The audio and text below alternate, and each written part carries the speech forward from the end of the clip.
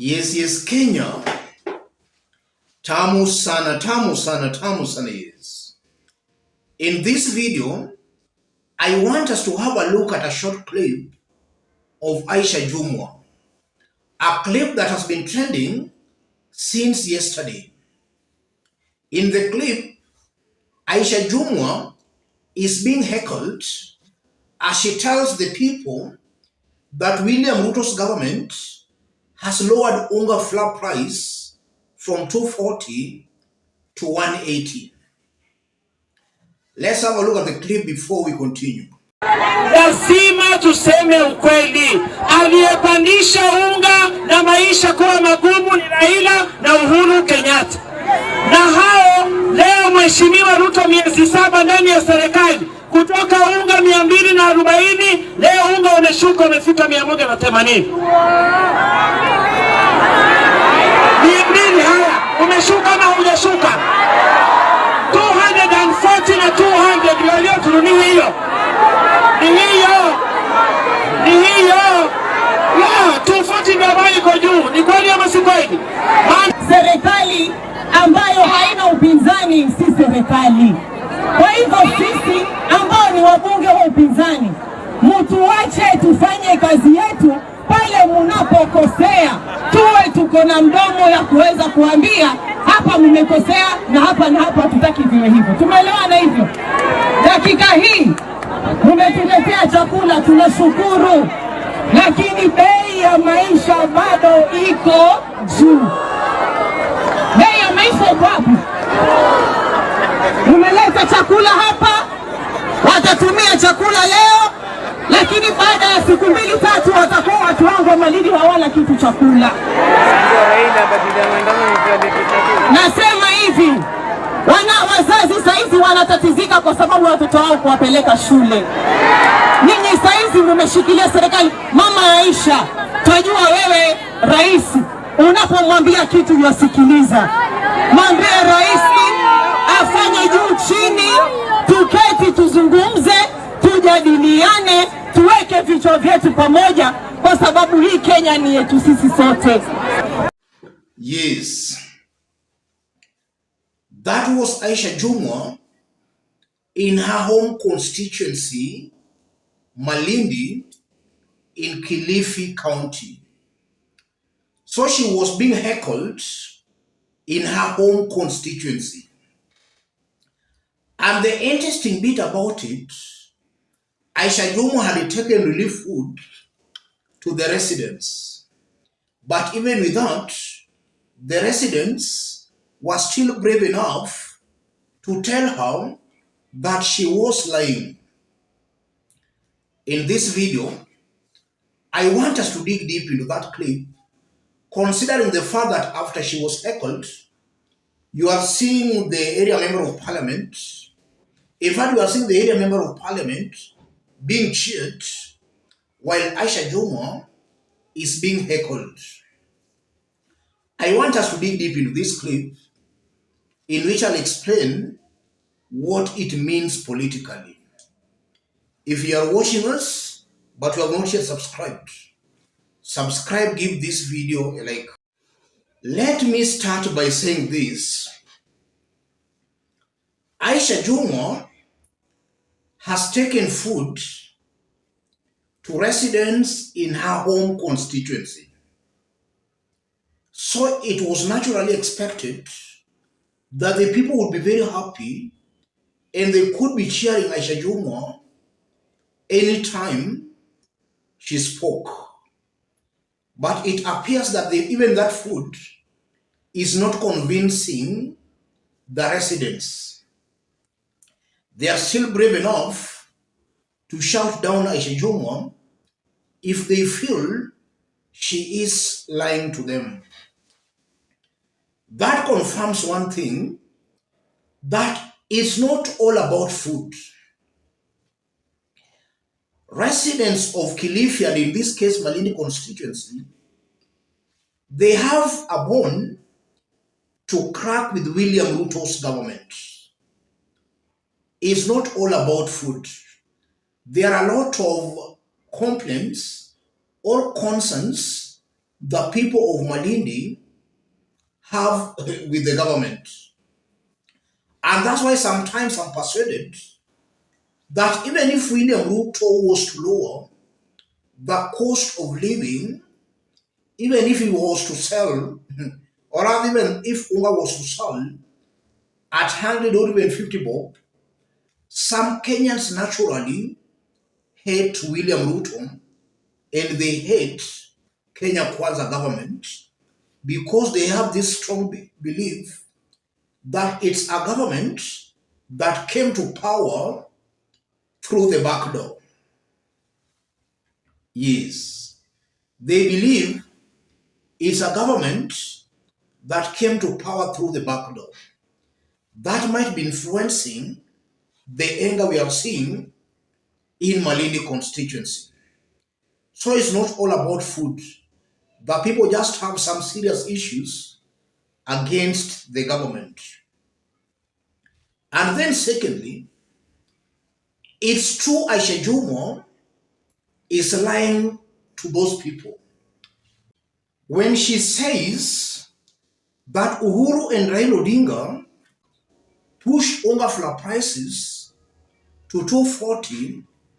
That's a very big lie. Raila has never been part of any government since 2013. In fact, it was Ruto's government. So to try and bring Raila Odinga as if he was part of the government, that's a very big lie. And the people themselves on the ground are able to decipher that lie, especially coming from the government.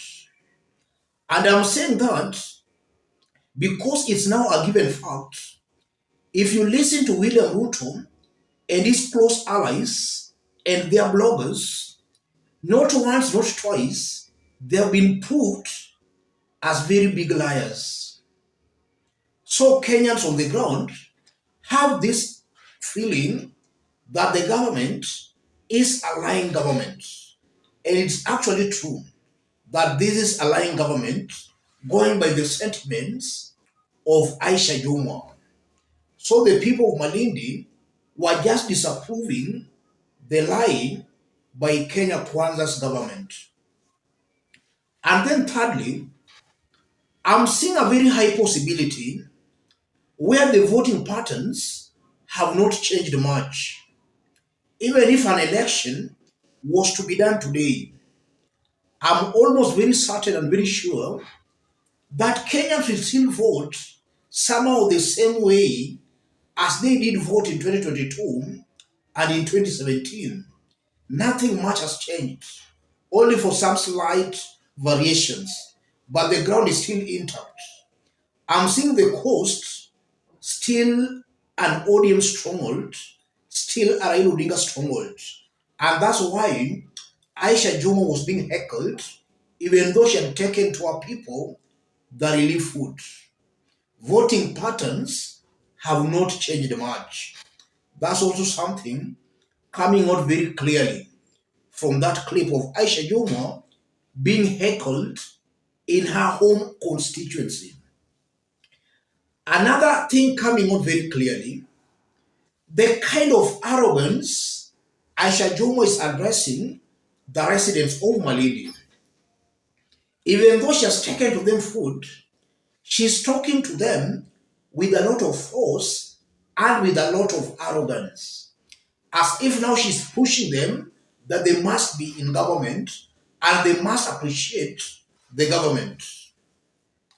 I strongly believe that that kind of language or that tone is also causing some problems between the government and the people.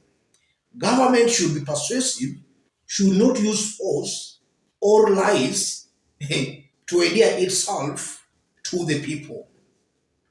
Aisha Jumwa is coming out as being arrogant and being very, very proud. That's also something coming out very clearly. And even before I conclude, it's a fact that William Ruto's government is very desperate to make inroads in Raila Odinga's strongholds. And they have been using relief food as a bait. We have seen them distributing some Malindi in Nyanza, and we are now seeing them at the coast. And maybe tomorrow they will be in Ukambani. So William Ruto is not very truthful with Kenyans. These relief foods are just baits for political support. And from where I sit, that's very irresponsible of Ruto's government using relief food as a political bait. That should be rejected, and all Kenyans should resist that. Relief food is the responsibility of the government. If the government can't subsidize the basic commodities, then that government has no business in trying to distribute relief food, because it's now coming out very clearly that this relief food, the main intention is just to hoodwink and to endear the government to a section of the population. So if the government can't subsidize the basic commodities, then it has no business in distributing relief food. And also, about 2 days ago, Cleophas Malala was also heckled in Western, in the Luhya nation. So it appears a good majority of Kenyans, be it in Nyanza, be it in Western, at the coast, we are seeing a good majority of Kenyans very dissatisfied with this government. And I won't be wrong to say the silent majority are not happy with what is happening in the government. And that's why we are seeing all these rejections, rebellions from Kenyans against William Ruto's government. Let me stop it there, ladies and gentlemen. If you are watching us, but you have not yet subscribed, subscribe, give this video a like. And to our fans and subscribers here, I'm very much humbled, very grateful for the kind of support you are giving me here. God bless you, God bless Kenya. Any other person who want to support our forum, I've pinned my number on the comment section. Contact me through the number. Let's meet in our next analysis.